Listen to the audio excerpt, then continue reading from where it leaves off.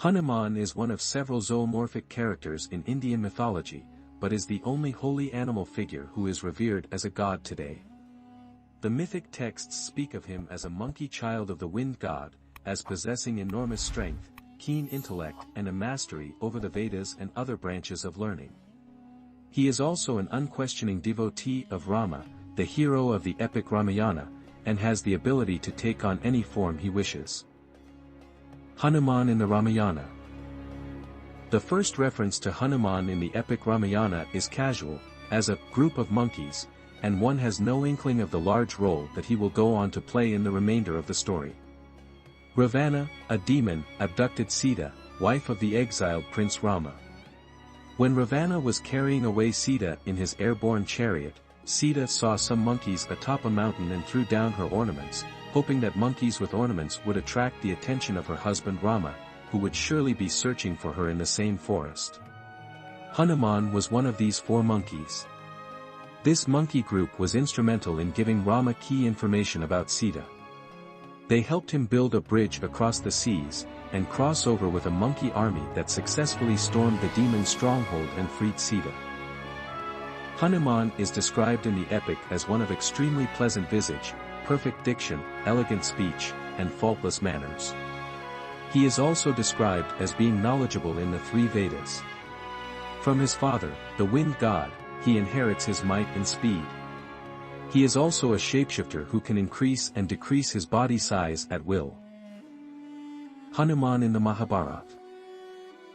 The Mahabharata is an epic about 2 branches of a family warring for a throne. One of the princes in the Mahabharata is also a son of the wind god, and it is to him that Hanuman makes his only appearance in this epic. This prince, named Bhima, was as mighty as the wind and had once wandered into a large banana grove, which he proceeded to randomly destroy. While tearing down fruit and uprooting trees, he saw an old monkey dozing by the wayside, its tail lying right across the grove path.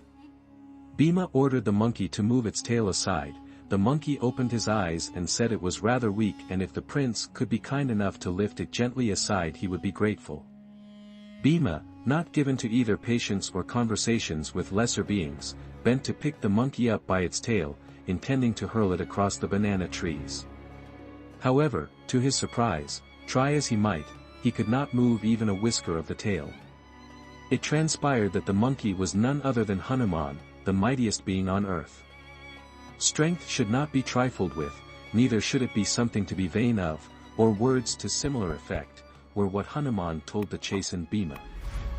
Hanuman in the Puranas. Hanuman is the child of the wind god and the princess Anjana. He is referred to by his metronymic, Anjaneya, as often as his patronymic, which seems to be the norm in most of the Hindu mythological texts. The various Puranas say that Anjana was married to the monkey chief Kesari. The couple prayed to Shiva for a son, and Hanuman was born to them from an aspect of Shiva, through the agency of the wind god. Thus, Hanuman has 2 patronyms, Vayu-putra, wind son, as well as Kesrinandan, Kesari's son. So why is he called Hanuman then? The story is this: as soon as he was born, Hanuman grew up to a considerable size, jumped about like all monkeys do, and asked his mother what he should eat. Anjana pointed to the rising sun, a sphere of red in the golden dawn, and told him that anything that looked like that was his food. Hanuman mistook the sun itself to be a ripe fruit and leapt up in the air to grab it. The king of gods, seeing a dark streak speeding across the sky towards the sun as if to swallow it whole, was alarmed and hurled his thunderbolt at the flying figure. Whereupon Hanuman roared with laughter and said, "Do you not know, king, that I am unslayable? I am born of Shiva, how can your thunderbolt do anything to me? However, just so the worlds do not laugh at you, I allow your weapon to scratch my chin." Or words to that effect. Thus, the honor of the king of gods was retained, the infallible thunderbolt hit its target, the monkey child got his chin disfigured, and came to be known as Hanuman. The Puranas also tell us that Hanuman was taught the Vedas and all other branches of learning by sun god himself, Surya. He learnt his lessons by trotting alongside the sun's chariot as it moved across the sky. Hanuman in later literature. During the 16th AD, a poet called Tulsidas retold the Ramayana in the vernacular Awadhi language, rather than the academic Sanskrit, and also composed several hymns to the gods. One such hymn, the Hanuman Chalisa, continues to be recited today by thousands of people. This canticle of about 40 verses celebrates all of the qualities that Hanuman came to signify over the centuries: strength, devotion, celibacy, and righteousness. Hanuman became a god. In an extract from the Hanuman Chalisa. Hanuman in the 21st century. Hanuman is worshipped as a god in several parts of India today.